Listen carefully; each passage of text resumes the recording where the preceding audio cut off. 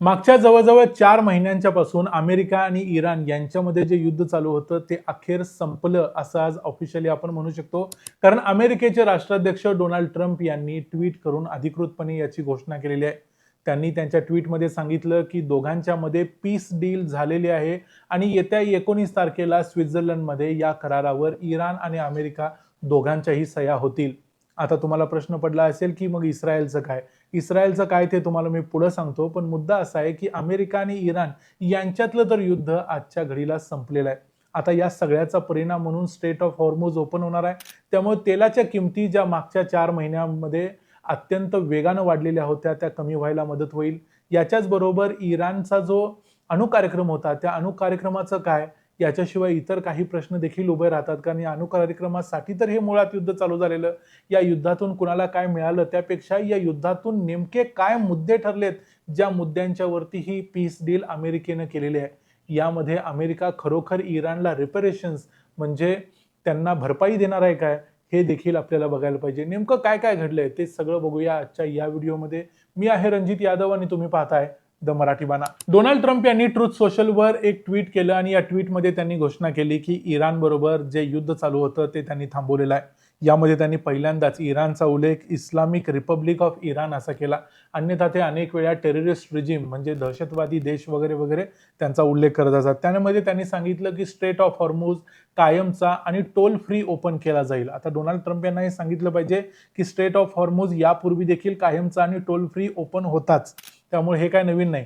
त्यांनी असंही सांगितलं की इमिजिएटली म्हणजे तात्काळ लगेच अमेरिकेनं जो नेव्हल ब्लॉकेड केला आहे इराणचा तो तात्काळ उठवला जाईल.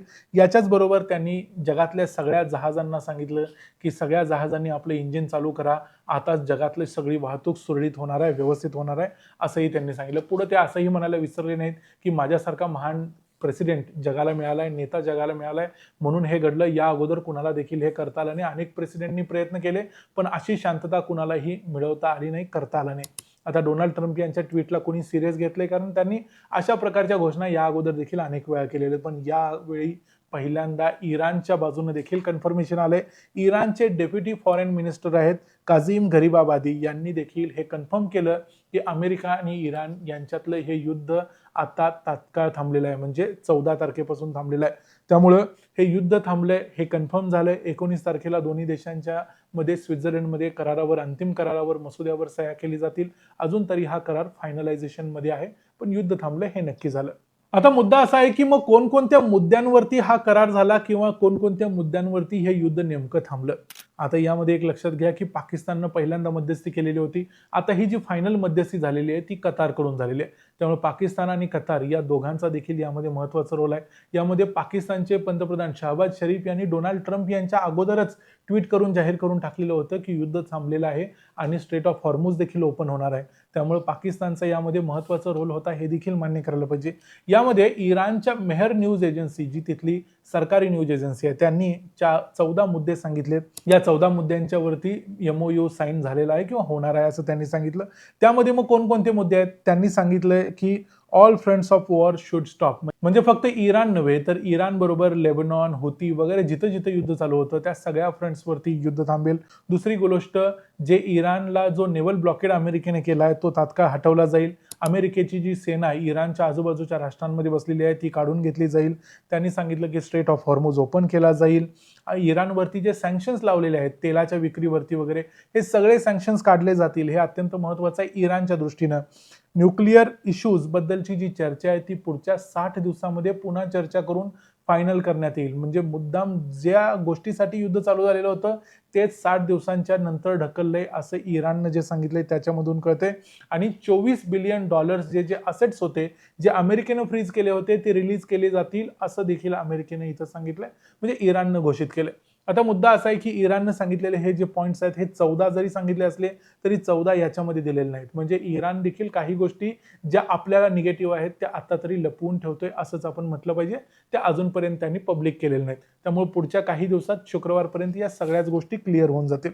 आता सगळ्यात महत्त्वाचा प्रश्न होता अणुबॉम्बचं काय, कारण इराणनं 60% पर्यंत युरेनियम इनरिचमेंट केलेलं होतं. जवळजवळ 450 किलो युरेनियम इराणकडे आहे आणि ते नष्ट केलं पाहिजे वगैरे डोनाल्ड ट्रम्प म्हणत होते, नेतन्याहू देखील म्हणत होते. याचं काय झालं झालं तर आता डोनाल्ड ट्रम्प यांनी काही वेगवेगळे जे इंटरव्ह्यू दिलेत, कारण आता सध्या त्यांनी त्याच्याबद्दलचं क्लिअर स्टेटमेंट दिलेलं नाही, पण काही इंटरव्ह्यूमध्ये त्यांनी असं सांगायचा प्रयत्न केला की इराण यासाठी तयार झालाय की त्यांच्याकडे असलेले जे एनरिच केलेले युरेनियम आहे ते इराण आणि अमेरिका दोघं मिळून नष्ट करणार आहेत. याच्याशिवाय कझाकस्तान, रशिया या देशांनी देखील सांगितलंय की तुम्ही हे सगळं एनरिच केलेले युरेनियम आमच्याकडे ठेवा, आम्ही त्याच्यासाठी फॅसिलिटी तुम्हाला तयार करून देऊ. त्यामुळे अजूनपर्यंत याच्यावरती कोणतंही क्लॅरिफिकेशन आलेलं नाही. इराण तर म्हणतोय की अजून 60 दिवसानंतर हे सगळं ठरवलं जाणार आहे. म्हणजे अजूनपर्यंत ज्या गोष्टीसाठी युद्ध चालू झालेलं होतं त्याच्याबद्दलचं कन्फर्मेशन नाही. यामध्ये अशा देखील बातम्या येत आहेत की इराणला जवळजवळ $300 बिलियन एवढे रिपेरेशन्स म्हणजे भरपाई अमेरिका आणि अमेरिकेचे सहकारी देश द्यायला तयार झालेले आहेत. पण याचं कन्फर्मेशन झालं नाही. आता सहकारी देश म्हणजे सौदी अरेबिया, UAE हे सगळे देश रिपेरेशन्स का देतील? कारण त्यांचं देखील इराणनं भरपूर नुकसान केलंय. त्यामुळे हे रिपेरेशन्स देणार कोण? हा महत्त्वाचा प्रश्न आहे. आता सगळ्यात महत्त्वाची गोष्ट म्हणजे युद्ध चालू झालेलं होतं त्यावेळेला अमेरिका आणि इस्रायल दोघांनी मिळून इराणवर हल्ला केलेला होता. पण ही जी पीस डील झालेली आहे ते फक्त अमेरिका आणि इराणमध्ये झालेली आहे. इस्रायलनं सांगितलं की आम्ही या डीलचा सहभागी किंवा भागीदार नाही आहोत आणि जे झाले ते फक्त अमेरिका इराणमध्ये झाले. त्यांनी उलट काल जेव्हा ही पीस डीलची चर्चा फायनल चालू होती त्यावेळेला त्यांनी डायरेक्ट बैरूतवरती म्हणजे लेबनॉनच्या हिजबुल्लाच्या ठिकाणांवरती दहशतवाद्यांच्यावरती हल्ले केले आणि एक प्रकारे पीस डीलच उद्ध्वस्त होते की काय असं वाटलं. त्यानंतर डोनाल्ड ट्रम्प यांनी पुन्हा नेतान्याहूंना कॉल केला आणि त्यांच्यावरती त्यांच्या दोघांच्या कॉलमध्ये भरपूर भांडण झालं किंवा वाद झाला असं देखील सांगितलं जाते. त्याबद्दलचं क्लिअर आपल्याकडे अजून कोणती माहिती नाही, पण मुद्दा असा आहे की ही पीस डील सगळी उडवून लावायची प्रयत्न शेवटपर्यंत बेंजामिन नेतान्याहू आणि इस्रायल करत होते, पण अखेर ती पीस डील झालेली आहे. आता यामध्ये भारताच्या दृष्टीनं काय, तर भारताच्या दृष्टीनं अत्यंत महत्त्वाची गोष्ट म्हणजे स्ट्रेट ऑफ हॉर्मुझ ओपन होणार आहे. त्यामुळे तेलाच्या किमती लवकरच कमी होतील. भारतात जो तेलाचा पुरवठा खंडित होऊ शकतो अशी जी भीती वाटत होती ती असणार नाही. त्याशिवाय नैसर्गिक वायू किंवा LPGचा जो तुटवडा होता तो देखील होणार नाही. या दोन्ही गोष्टी पॉझिटिव्ह आहेत. याच्याशिवाय निगेटिव्ह गोष्ट म्हणजे अमेरिका आणि पाकिस्तान यांच्यातलं नातं आणखी भक्कम झालेलं आहे. त्यामुळे एक प्रकारे पाकिस्तान अमेरिकेच्या जास्त क्लोज गेलाय. ही गोष्ट देखील भारताच्या दृष्टीने निगेटिव्ह झाली. त्यामुळे येणाऱ्या काळात भारताला अनेक गोष्टी कराव्या लागतील जेणेकरून भारताचं जे स्थान आहे या संपूर्ण रिजनमधलं या प्रांतामधलं ते मजबूत ठेवण्यासाठी आणि उच्चतम ठेवण्यासाठी. याच्याशिवाय दुसरी एक गोष्ट होणार आहे या युद्धानंतर, इराण हा एक सर्वात पॉवरफुल देश म्हणून या संपूर्ण रिजनमध्ये निर्माण झालेला आहे. त्यामुळे इराणनं एकदा जर अमेरिकेला धूळ चारली हे मान्य केलं तर जगामध्ये आता दुसरा कुठला देश शिल्लक राहत नाही ज्याला इराणनं धूळ चारवायची बाकी आहे.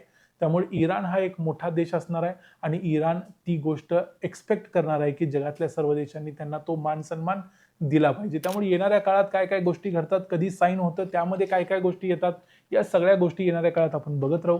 पण तुर्तास ही महत्त्वाची बातमी आहे संपूर्ण जगासाठी की हे युद्ध थांबलेलं आहे.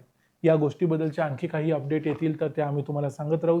या व्हिडिओमध्ये इथंच थांबूया. हा व्हिडिओ तुम्हाला कसा वाटला ते आम्हाला कमेंट्समध्ये जरूर सांगा. व्हिडिओ आवडला असेल तर व्हिडिओला लाईक करा, चॅनलला सबस्क्राईब करा. पुन्हा भेटू पुढच्या व्हिडिओमध्ये. तोपर्यंत पाहत राहा द मराठी बाणा. जय हिंद, जय महाराष्ट्र.